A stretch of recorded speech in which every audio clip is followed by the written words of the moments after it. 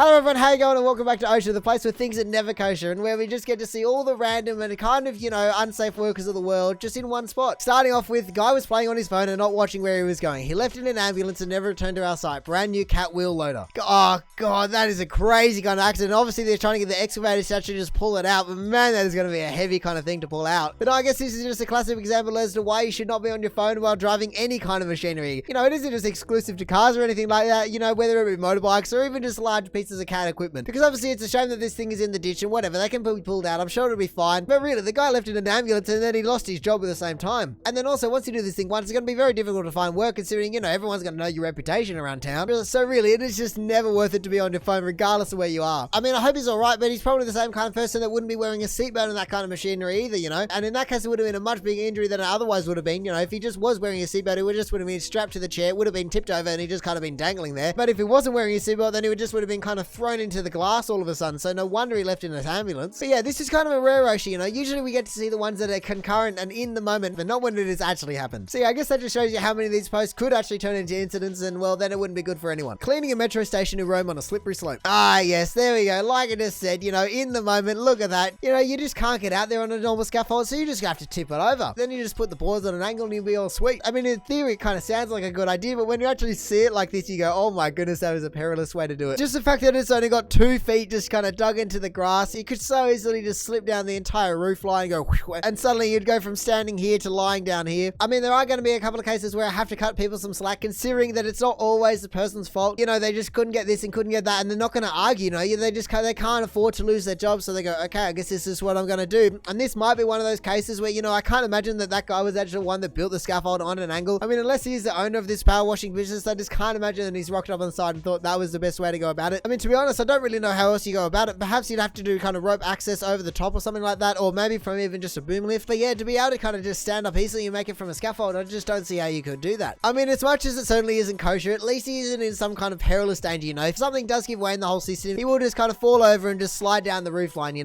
could probably get a couple of bumps and scratches and whatnot, but you certainly shouldn't be doing any major injuries from an incident like this. It certainly looks spectacular as everything just suddenly slides down the roof line, but you really shouldn't be too injured from it at least. So yeah, I guess there are definitely some worse ways you could go about this, At least he has put the board down so he can stand. He's not just kind of balancing over on the scaffold. Or even worse, if they just build the scaffold vertically and they just have a couple of guys standing on one end and then just one guy just walking the plank, just gurning like that. I feel as though that is definitely worse than this. And like I said, I don't really know how you go about this, but yeah, it certainly just looks a bit wrong, doesn't it? Hello, I'd like to change a lamp. Ah, yes, the old ladder in the stairwell trick, it just always looks so dodgy. Even though so many of these posts do have physics on their side, it just doesn't take away from the fact that they just are dodgy. The fact that it is just kind of wedged in here just makes it look all kind of wrong, This end is actually kind of fine, That is just kind of like an extension ladder. It shouldn't really be able to go anywhere as long as the feet don't slip out. And I mean, those feet shouldn't be able to slip out either. So it's probably actually more sturdy than a normal extension ladder. It just looks so ridiculous over a stairwell. And really, this must happen all the time because there was just often nowhere else to do it besides just building an entire internal scaffold. No one wants to fork out all the cash to just build a little scaffold just to change one light or something like that. No, this is definitely a much more quick and efficient way, just definitely at the expense of being safe. But yeah, like I said, this must happen all over the world, and I wonder how many incidents are related to this every day, where electricians and carpenters are just forced to put ladders in places that are less than ideal, and then suddenly something does go wrong, That's always the thing. It's just, what if something goes wrong, If this guy just suddenly twists that ladder and one of those feet just managed to pop over the side, you're gone, really. You're taking a virtually 2-story fall onto probably the ladder, and so you're going to end up with some serious injuries from that. So yeah, there must be some absolute horror stories of places that you just go, how the hell am I meant to get there? But so often safety is just overlooked in this regard because you just go, well, I guess this is what the job is. Whether that be from pressure from the client or pressure from the boss, either way, you're just like, geez, I guess this is what the job is today. So yeah, really, I recognize that this is obviously an OSHA post and I can see exactly why it's on here, but sometimes, like I've said before, it's just incredible how quickly safety is suddenly overlooked when money is involved. Can't make this stuff up.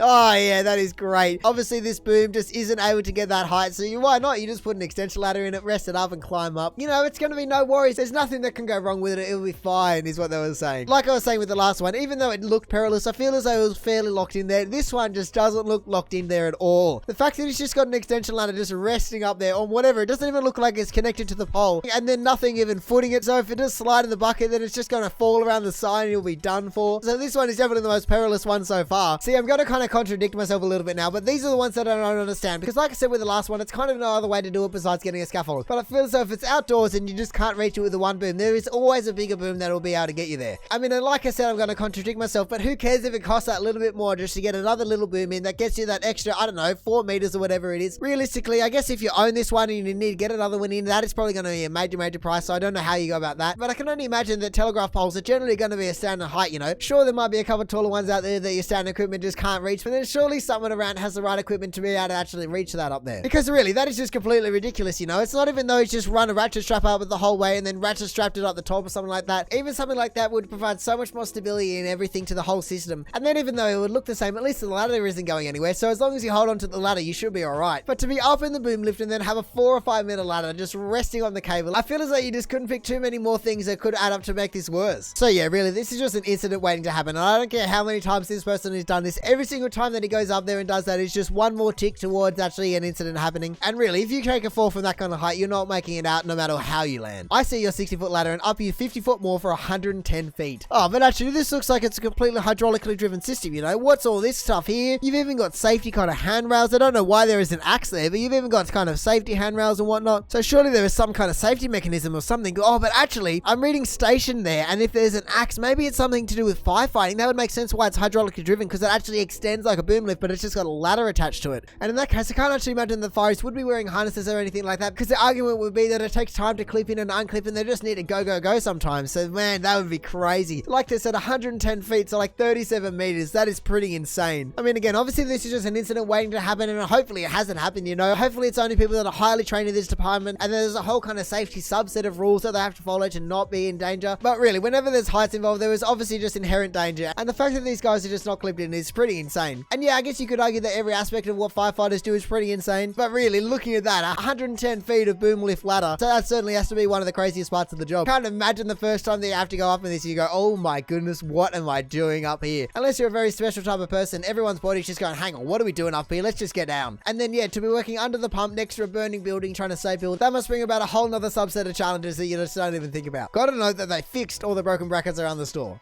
Oh yeah, just a big old cable tie. I mean, I guess obviously it is sitting in a little cradle here and then it's held in by that one, but then suddenly there was just this one, you know. There is no way that if you actually need that fire extinguisher that you're just going to be able to rip through that cable tie in a hurry. That's why they have these quick release brackets, so you just kind of unclip, and then it's yours and you just run away with it wherever you need. Whereas a big cable tie like that, you know, it usually has a rating of like 50 or 60 kilos, so that's how much you're going to have to pull before it actually breaks on you and it can actually get it out. Because it doesn't even look as though it's that loose, so you could just slide it out if you needed to. I mean, maybe you could kind of twist and turn it out of there, but it is certainly not a kind of quick release mechanism. But like you said, they fixed it, or they didn't fix the brackets, they just fixed them permanently in place. Really what it just comes down to is people going, oh, I guess we have to have a fire extinguisher by law, but oh, we'll never need it, you know, just kind of shove it on the wall, hide it under a cupboard. We have a 100% clean track record, and so that just means it's going to continue. Where in reality, you know, it's just always a chance where you're just not paying attention or something just out of the blue just happened. And that kind of cable tie situation could mean the fact that you saved the whole entire factory or your house, wherever you are, or the whole thing burns down to the ground because you just had to get out of there because it was a completely uncontrollable fire. So I feel as though maybe you might have to make another call out to whoever fixed them and actually go, look, this is actually needs to be fixed. Not fixed in place, but fix the brackets that you actually have. This isn't something that we're going to play around with. This is a fire extinguisher. This needs to be in tip-top condition, because if one day we suddenly need it and we got to get it and there was a cable tie, it's going to be your heads on the chopping block, not ours. That's basically all you have to say to them, and I'm sure the next day that thing will be fixed. There was a meeting about this. What am I looking at? I don't know what kind of crane this is for. It looks like a mini shipping container crane or something. The fact that they are forking a scissor lift and then extending the scissor lift up to there. You know, again, kind of like the ladder with the guy in the boom lift. There is definitely a scissor lift that is big enough to reach that, you know. That is only like 6 meters up, and then that is only about a 7 meter. You can easily get way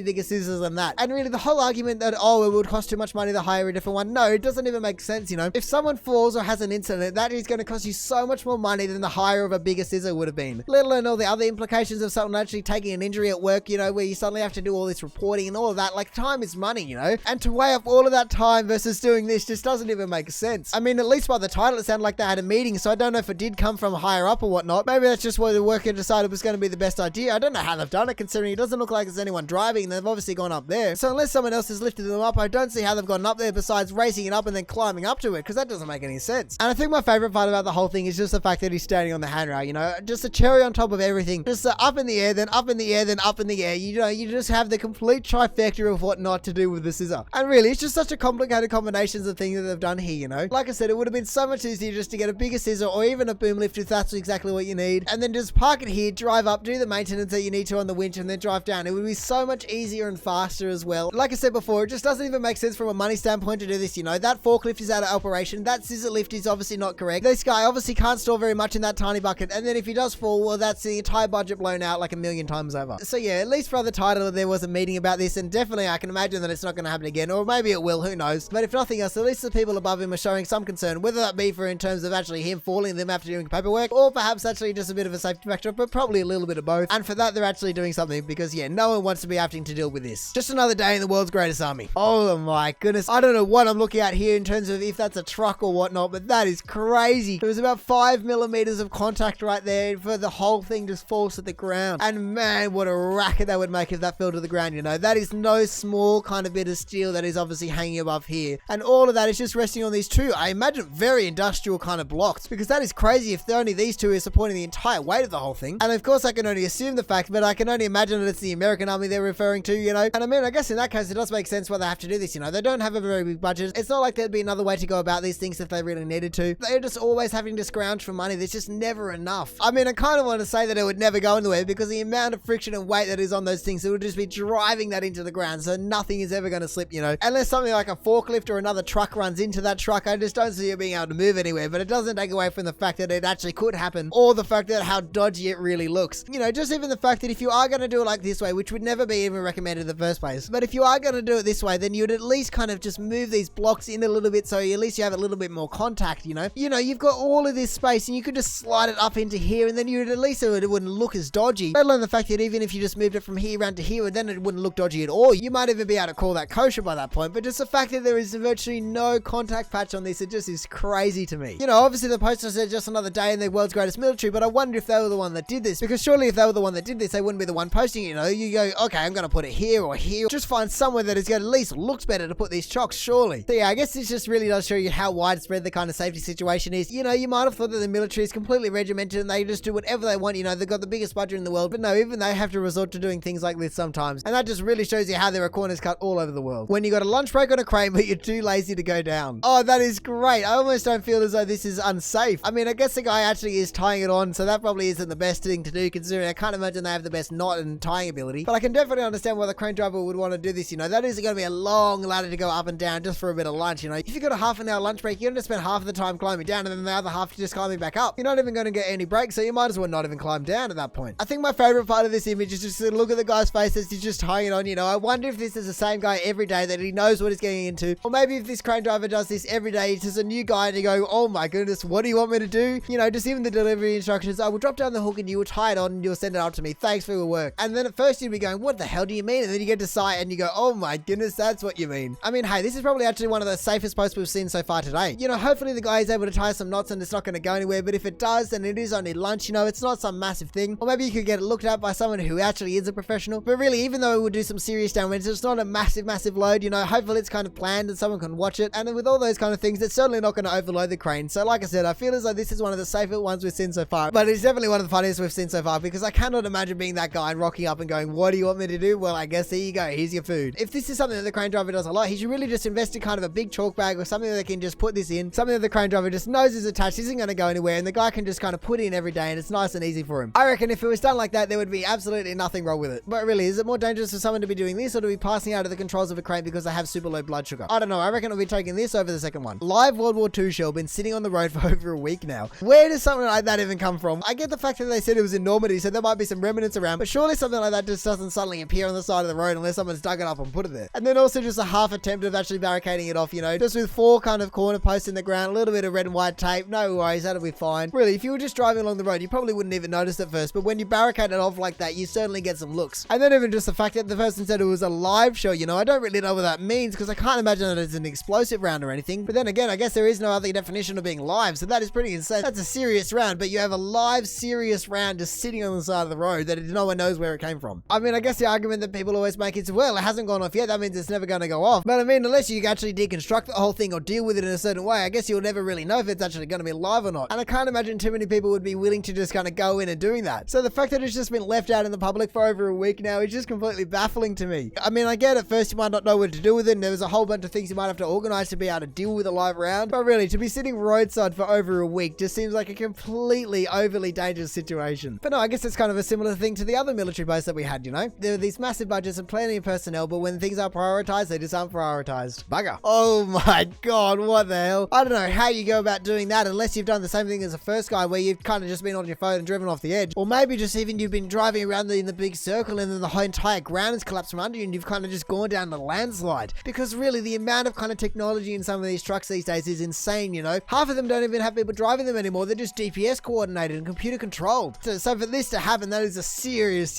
incident. That would have been a hell of a racket. And I have no idea how you even go about flipping one of those over, because that is going to be so heavy, you know. How much does a mining truck weigh? They can weigh like 300 tons or something ridiculous. Here we go. Oh my goodness, even the normal payload is 400 tons. And there we go. The rated kind of GVM, if you want to call it that, is 600 tons. So I have no idea how you'd ever go about flipping one of those over. You know, that'd be a hell of a crane. And I can't imagine it has too many pickup points from down below. So maybe you just have to get one of those massive excavators and just kind of roll it back over with a massive bucket. Because really, besides using other massive mining machinery, I just cannot see how you're going to flip this piece of mining machinery. But I think my favorite part about this whole image is just how nonchalant these three guys, they're kind of just looking at it going, like the title said, bugger, I guess that's what happens when something just falls down the side of a cliff. You know, and obviously he's gone for a tumble, but what do you want me to do? But no, I can't even begin to imagine how much money an incident like this would cost, you know. Everything from the damage to the actual truck and all the payload that is then lost, to then if there was a driver in it, to paying for all those related expenses, and then probably the major one of even just the downtime of having this truck just not in operation would be insane. So yeah, certainly don't envy the person that has to go through and read all the legal documents and fill out all the forms, because as well as actually just working out what you're going to be doing in this situation, that just seems like a political nightmare to deal with. And so now for the top of OSHA for the month, it is defund the OSHA, I guess. Defund OSHA. Now that is kind of a meta post, isn't it? I can only imagine they're not talking about the subreddit, because to be able to defund OSHA subreddit doesn't make much sense. But it certainly seems as though somebody's holding a grudge against the actual safety company in the States, I believe it is. You know, for whatever reason that might be, whether it be they did something dodgy or they got a little bit screwed over by someone, whatever the excuse may be for having that kind of sticker on the back of your car. Well, first of all, I'd love to hear what it is. But second of all, it's just such a dumb remark to make, because really, we've seen exactly why OSHA exists. You know, all of these posts just show exactly why we have safety. It is to try and make sure that people go home at the end of the day, back to their families without a scratch on them. That is realistically all it boils down to. You know, and even if you might not like it in terms of what it makes you do, you know, it makes this take longer and that be harder. But it has all been designed about making things safer. And, you know, whether you ignore the rules or not, it has all been designed about making people safer. And like I said, making people actually go home at the end of the day. So yeah, really, like I said, to say defund OSHA just is a completely idiotic remark. And really, I can only imagine that half of the people doing all the stupid things on this sub would actually have exactly the same sticker like that, because they're all in the same mindset about, oh, how safety is ruining the job. So yeah, you know, don't be like one of these people, just maybe follow OSHA instead. But anyway, that is going to do it for the top post of the month for OSHA. So thank you for watching. If you did enjoy the video, feel free to do the YouTube and the little things down below. Other than that, you know, we see plenty of awesome posts all over Reddit, so make sure you check some of the other videos out. Or maybe you just want to consider subscribing so don't miss another one in the future. But all in all, have a good one and see ya.